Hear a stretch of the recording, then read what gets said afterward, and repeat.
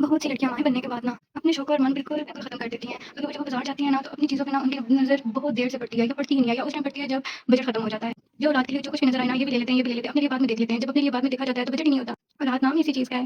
خاص کر وہ لڑکیاں جو کپڑوں جوتوں میک اپ کی اتنی شوقین ہوتی تھی، میک اپ میں بھی ان کے پاس ایک چیز ختم نہیں ہوئی ہوتی تھی تو وہ پہلے سے دوسری لا کے رکھ دیتے تھے کہ اچانک اگر یہ ختم ہو گئی تو ہمارے پاس نہ رہی تو پھر اب تو چیز ختم بھی ہو جائے تو اس کو پرواہ بھی نہیں ہوتی کہ میری کیا چیز ختم ہوئی ہوئی ہے۔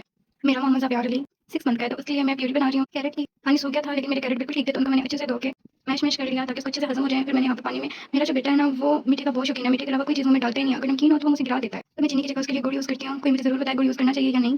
اب میں اس کے اندر کیرٹ ڈال دوں گی تاکہ یہ تھوڑے سے اور نرم پڑ جائے، اس کو کھانے میں آسانی ہو۔ میں اپنے گھر کی اکلوتی بیٹی اپنے لیے پانی بھی اتنی اٹھاتی تھی کہ بھائی اٹھا کے دے دے، مجھے وہ دے بھی دیتے تھے، لیکن اپنی اولاد کے لیے بیمار ہو چاہے جیسے بھی ہو خود اٹھنا پڑتا ہے۔ اور یہ میرا نان اسٹک کا برتن ہے، اس میں کوئی اور اسپون یا کچھ بھی ہم نہیں مار سکتے، لیکن میرے بیٹے سے ایسے نان اسٹک کے برتن ہزاروں قربان۔ میں اس کو تھوڑا سا اور نرم کر رہی ہوں تاکہ اس کو کھانے میں آسانی ہو اور وہ ہضم کر لے۔ اب یہ یہاں پہ بالکل تیار ہو گئی ہے ہماری پیوری، اس کو ہم ڈال دیں گے بوائل میں۔ اب مجھے پتا چلا ہے کہ ماؤں کے قدموں کے نیچے جنت کیوں ہے، کیوں اللہ نے اس کا اتنا بڑا مقام رکھا ہے۔ ہمیں شروع کے دور اس کا حق